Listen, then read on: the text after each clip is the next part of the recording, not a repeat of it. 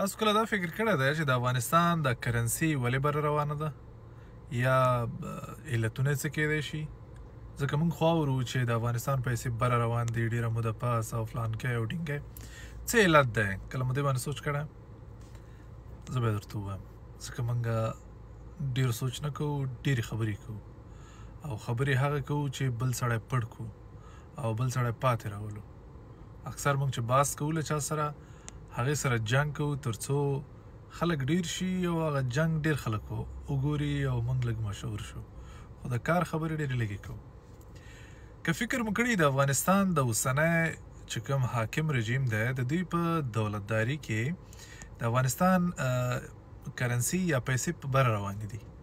یعنی پاونډ په 92-93 کې دی چې مخکې په 106 کې و او ډالر چې په 190 کې و اوس تقریبا 88 ته راکوز شوی دی، په 90 کې دی. څه علت کیدای شي ولې دغه د افغانستان دغه کرنسي دومره مخ په وړاندې روانه ده؟ یو مثال به درکړم تاسو ته، لنډ غوندې شاید پرې پوه شئ، ویډیو به اوږده نه شي.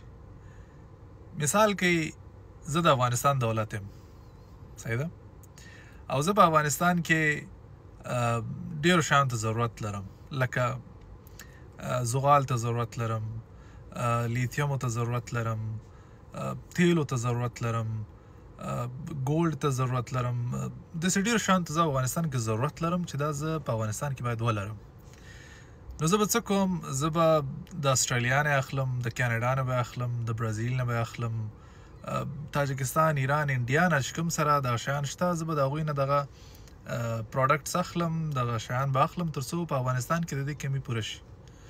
نو اوس به څه کوم چې زه به د هغوی چې کوم پیسې دي لکه اسټریلیان ډالرز دي، کاناډین ډالرز دي، یا د برازیل چې کوم پیسې دي، یا د پاکستان، د هند، نو زه به اول دا کوم چې د خپلې افغاني روپۍ چې ما سره دي دا به زه کنورټ کوم، ډالرو ته به یې وړم، کلدارو ته به یې وړم، هندي روپیو ته به یې وړم او د کاناډا ډالرو ته به یې وړم. نو بیا به د هغه ملک نه هغه څه چې زما په کار دي هغه به زه اخلم.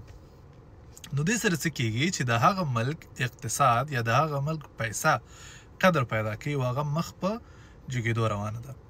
اوس د افغانستان نه چې کوم لیتیم د زغال دي یا کویله ده یا دغسې نور ذخایر وځي او مختلفو ملکونو باندې خرڅېږي دا په افغانیو باندې کېږي. هر ملک چې د افغانستان نه یو څه اخلي نو دا په دې معنی چې هغه به اول ځي خپلې پیسې به افغانیو ته کنورټ کوي، هغې نه بعد به د افغانستان دولت نه د حاکم رژیم نه د دوی ضرورت شیان اخلي. نو په دې وجه باندې د هغه ملک پیسې بیا اوچتېږي، لکه څنګه چې افغانۍ اوس ورځ په ورځ جګېږي او په تاریخ کې تقریبا څه د پاسه 50-60 کال بعد دومره جګه شوله. یعنې د علت دا دی چې راکړه ورکړه خرید او فروخت دا ټول په افغانۍ باندې دی. نو بار ملکي نشي کولی چې په ډالر باندې خرید و فروخت وکړي یا په درهمو باندې یا پاونډو باندې د افغانستان نه څه اخلي په افغانیو باندې به اخلي. علت یې دا دی چې د افغانستان کرنسي مخ په بره روانه ده. او بل علت هم کیدای شي، دا خو مې درته صرف لږ تشریح کړه معمولي چې پرې پوه شو.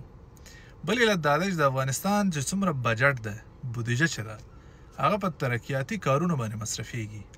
مثال سړک جوړېږي، پلونه جوړېږي، سیندونه جوړېږي، بندونه جوړېږي، په جنګ باندې نه مصرفېږي.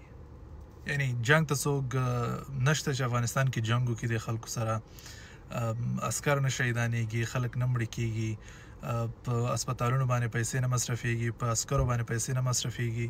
نو ټولې پیسې چې مصرفېږي د افغانستان په ترقي باندې مصرفېږي. نو کله چې پیسې په جنگ نه مصرفېږي، په ترقي مصرفېږي، په زخمي نه مصرفېږي، په اسپتال باندې نه مصرفېږي، په باروتو اغوستلو نه مصرفېږي، په ټوپک، کلاشنکوف او دغسې نور مصارف ونه لري، هغه پیسې ټولې په وطن په ترقي مصرف شي او خلک تا نه شیان واخلي او هغه هم په افغانۍ او په خپله کرنسي واخلي. نو دغه سبب ګرځي چې افغانۍ یا د ملک کرنسي اوچتېږي. نو هیله مې دا ده چې څوک جنګ ته مه هڅوئ. داسې مه وایئ چې افغانستان کې څوک جنګ نشي کولی، ځکه چې یو سړی په تنګ شي نو په جنګ شي. څوک جنګ ته مه هڅوئ، یووالي ته کار وکړئ، د افغانستان په ترقۍ کې خپله برخه هغه څومره رول چې دی هغه ادا کړئ پکې. هیله ده چې یو څه مو زده کړي. قربان.